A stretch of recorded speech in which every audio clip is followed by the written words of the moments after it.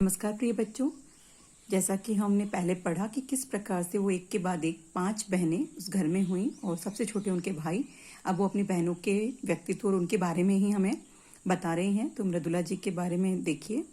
पहली लड़की जिसकी मन्नत मांगी गई थी वह मैं नहीं, मेरी बड़ी बहन मंजुल भगत। ये भी लेखिका हैं। वो बता रहे हैं कि उनकी बड़ी बहन जो है मंजुल थी और उनका घर का नाम रानी था और लेखिका वो मंजुल नाम से लेखिका के रूप में प्रसिद्धि प्राप्त करी। दूसरे नंबर पर बता रही हैं कि वे स्वयं थी। घर में उनको उमा कहा जाता था, बाहर उनको मृदुला कहा जाता था।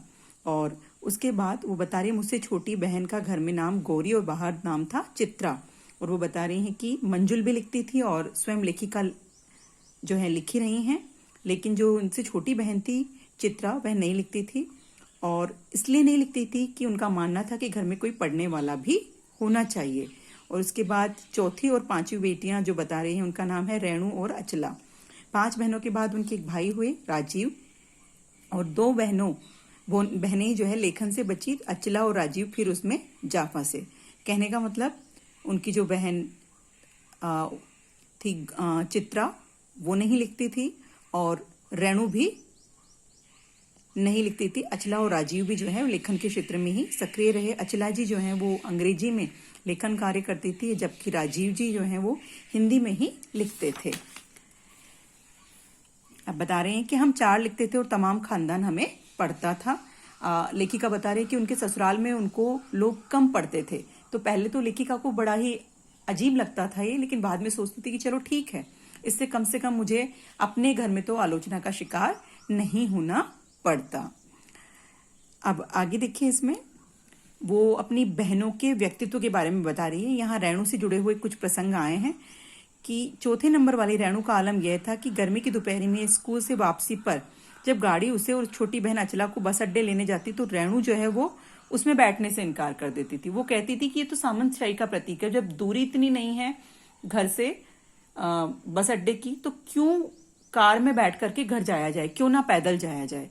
तो वो अपनी जिद पर अड़ी रहती। माँ जो थी वो उनका व्यक्तित्व तो ऐसा था कि वो बच्चों पे बहुत ज्यादा इन चीजों पे ध्यान नहीं देती थी। पिता ही बच्चों की देखभाल ज्यादा करते थे। जब पिता देखते कि अचला तो गाड़ी में बैठ करके आ रही है और रेणु जो है पैदल चली आ रही है, तो वो भी बड़े परेशान हो जाते थे।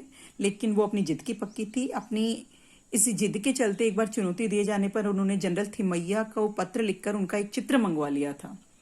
बचपन में उनके द्वारा इस प्रकार का कार्य किए जाने से जो मोहल्ले भर में उनकी इज्जत बड़ी बढ़ गई थी कि लड़की तो बड़ी ही समझदार और होशियार है।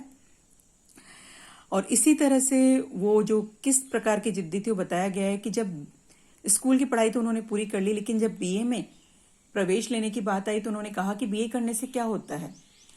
कैसे जैसे करके उन्होंने बीए में प्रवेश लिया, पढ़ लिया, तो वो परीक्षा देने को तैयार नहीं हुई कि इम्तिहान देने से क्या होगा। बहुत समझाए जाने पर भी वो नहीं मानी। माँ ने कहा कि ठीक है, अपने पिताजी से पूछो। तो पिताजी ने कहा कि अच्छी सी नौकरी पाओगी, शादी हो जाएगी, लोग इज्जत से देखेंगे। अनेक तरह के उनको तर्क दिए। ये सब उनको विश्वसनीय नहीं लगे। लेकिन फिर उन्होंने एक कुतर्क का सहारा लिया कि युगों से माँ बाप का काम आता रहा है। वही कुतर्क उन्होंने भी लिया कि ठीक है, हम कह रहे हैं इसलिए तुम बीए पास करो। तो उन्होंने बेमन से बीए पास किया और वह भी केवल मात्र उत्तीर्ण होने वाले अंकों के साथ। इसी प्रकार से वो बता रहे हैं कि उनका जो स्वभाव था, रेणु का जो स्वभाव था, वो अपनी माँ के बिल्कुल नजदीक था। वो भी झूठ बहुत कम बोलती थी, एकदम सटीक बोलती थी। तो देखिए, एक बार कोई उनको इत्र भेंट करता है तो बोलती है कि मेरे को इत्र की क्या जरूरत है, मैं तो रोज नहाती हूँ। कहने का मतलब इत्र की जरूरत उस व्यक्ति को होती है जो रोज नहीं नहाता। तो इस तरह का स्वभाव था उनकी बहन रेणु का। धन्यवाद।